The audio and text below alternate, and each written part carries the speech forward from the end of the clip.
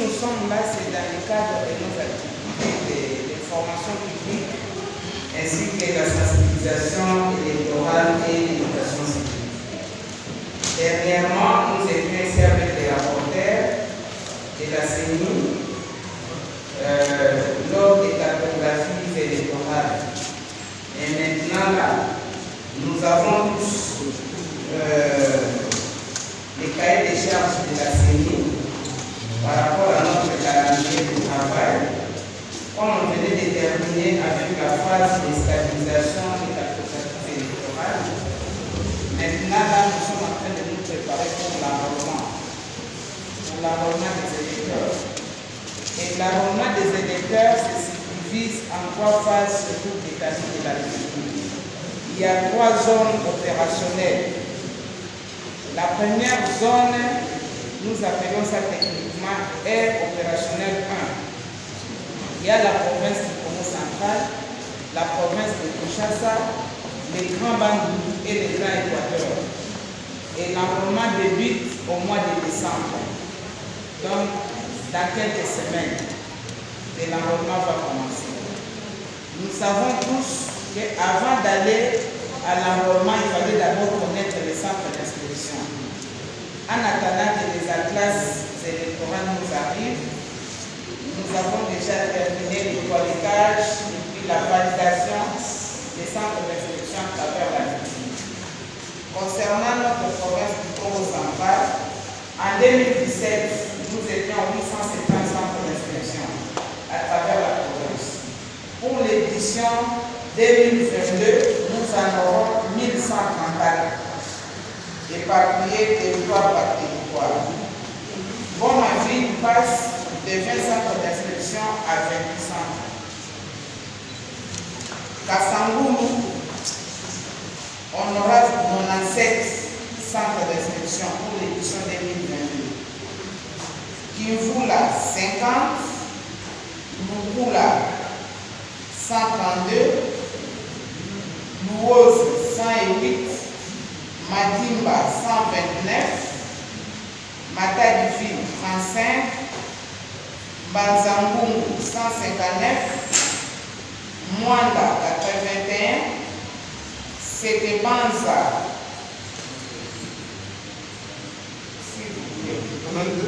Mwanda, j'ai dit 81.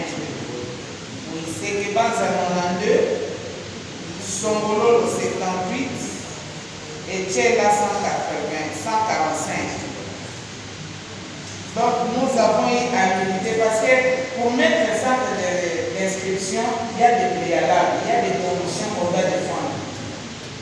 Et concernant notre province, on a défendu pour toute l'étendue de la province, nous avons moins gagné 264 centres d'inscription.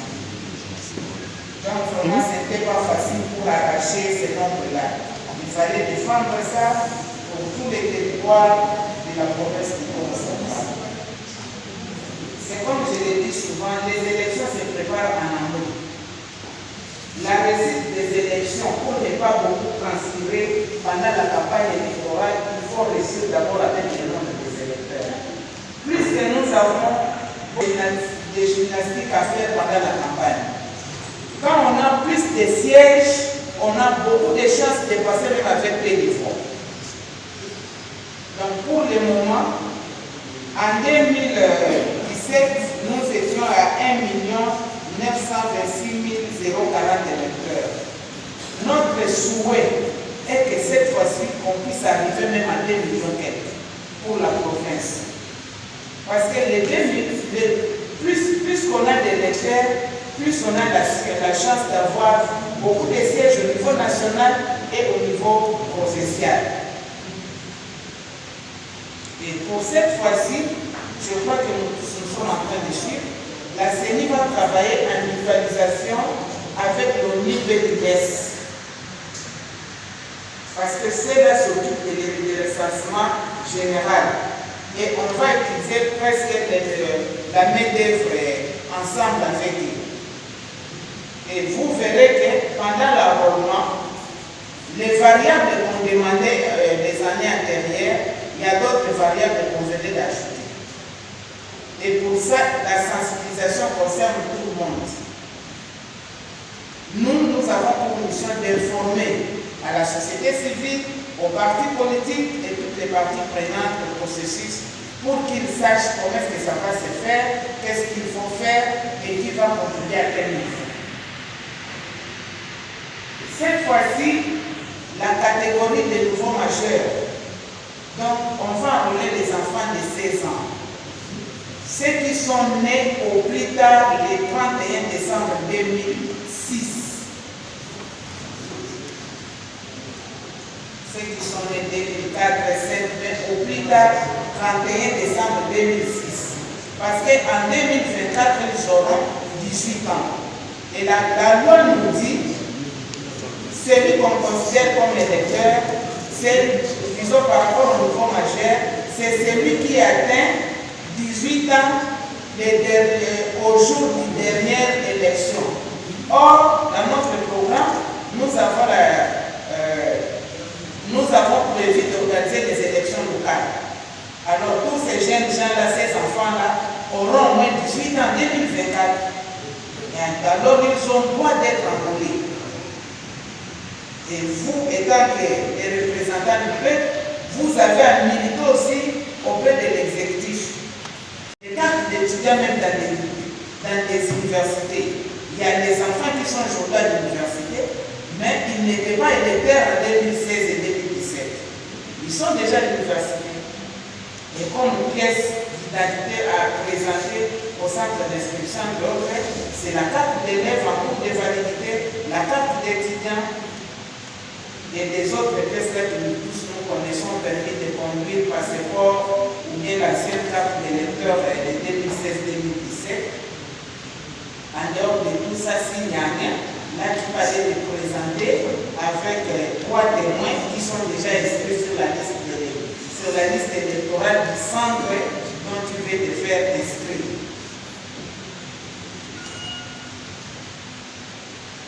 C'est comme je venais de vous le dire, là nous, les trains déjà déroulés.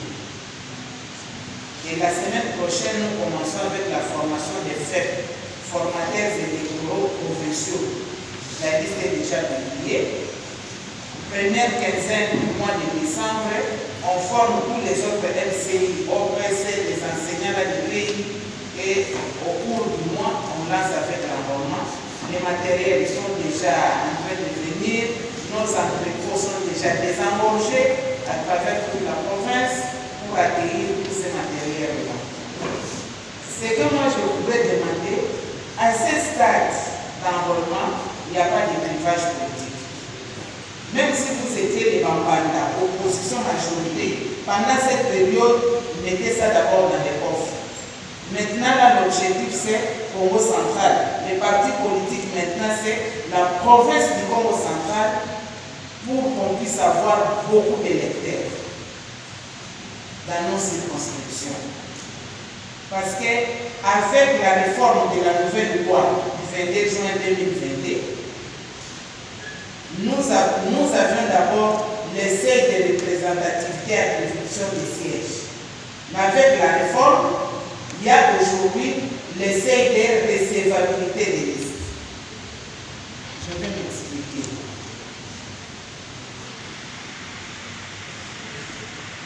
L'introduction du seuil de recevabilité des listes au prorata de 60% en compétition. Cela en découle à partir du nombre de sièges à pouvoir. Après l'enrôlement, viendra l'opération de répartition des sièges par circonscription, selon le nombre inscrits sur la liste électorale. Quand on va terminer la répartition des sièges, maintenant viendra la phase où on va déposer les candidatures, que ce soit au niveau national ou bien au niveau provincial ou au niveau local.